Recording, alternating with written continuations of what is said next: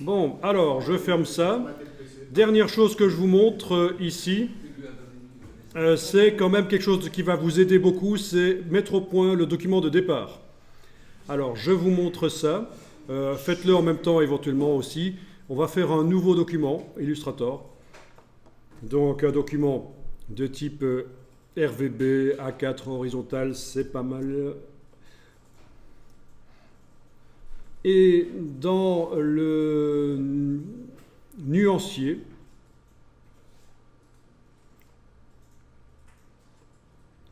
je vais ajouter des dégradés qui me plaisent parce que je les utilise souvent. Je vais aller dans la bibliothèque de dégradés. Menu de la palette nuancier, en bas à gauche, là, dégradé, bois. Voilà, je clique sur quelques dégradés bois. Je voyage dans les bibliothèques, je passe au dégradé ciel, j'ajoute quelques dégradés ciel. Vous les voyez, ils s'ajoutent au fur et à mesure. Bien, on va dire que ça, ce sont des choses que j'utilise souvent. Et je n'ai pas envie que chaque fois que je crée un nouveau document Illustrator, ces choses-là, je dois les remettre manuellement à chaque fois. Il faut que directement dans la palette nuancier, ça s'y trouve. Même chose pour la palette des formes. Dans la palette des formes, je peux aller dans le bas à gauche de la palette des formes et aller ajouter des formes, par exemple artistiques, créer fusain, voilà. Donc j'imagine une situation où souvent j'utilise ces formes-là, donc je les mets dans la palette des formes, elles y sont, voilà. Et alors, dernière chose, le dégradé, le damier de transparence, je vais une fois pour toutes le régler correctement. Menu affichage, afficher le damier de transparence. Et je vais dans Fichier, Format de document.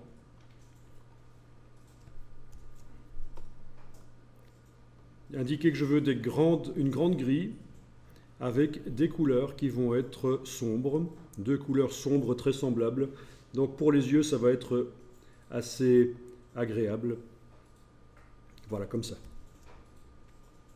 Voilà, ça c'est mon damier de transparence, tel que je l'aime et tel que je veux le retrouver à chaque fois que je fais un document Illustrator. Bon, vous avez compris le principe, donc. Hein, c'est-à-dire, j'ai ajouté des choses dans la palette nuancier, j'ai ajouté des choses dans la palette forme, ça pourrait être dans la palette symbole, dans toutes les palettes, tous les réglages d'Illustrator, y compris aussi les préférences les plus minimes, le fait que le pas doit être à 0,1 mm, etc. Enfin, plein de réglages d'outils qui me plaisent. Et je vais enregistrer ce document en tant que document de départ Illustrator. Alors non, ce n'est pas... oui, ça pourrait être enregistré en tant que template Illustrator.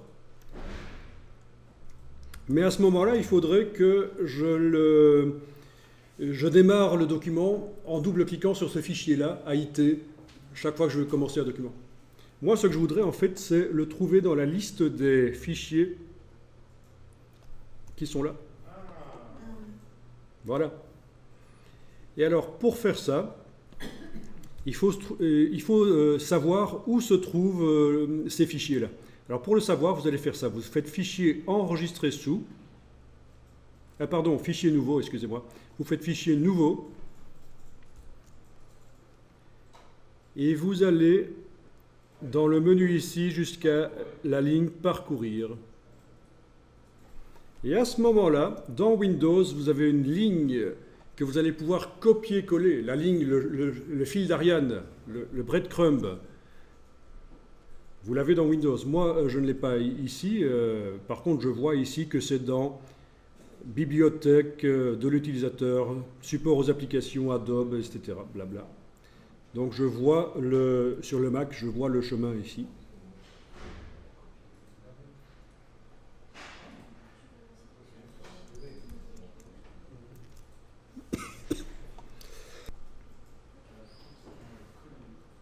Ok. Eh bien, vous avez fait la copie de votre chemin, là?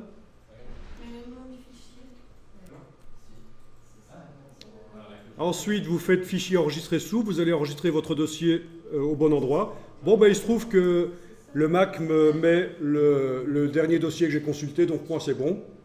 Peut-être que chez vous aussi, c'est bon, quand vous faites fichier enregistré sous maintenant. Ben alors, si c'est pas bon, vous faites un coller du fil d'Ariane.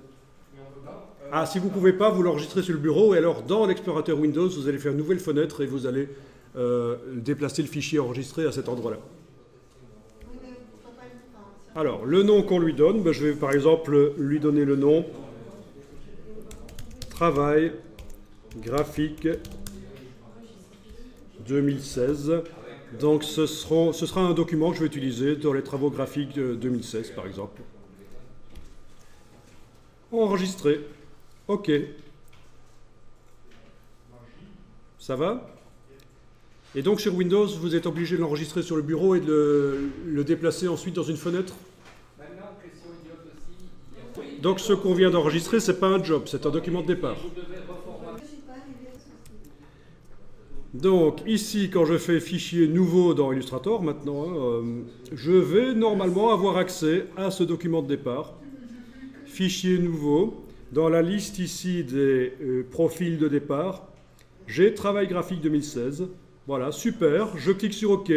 Et sans avoir rien à faire, je peux masquer le damier de transparence si je veux.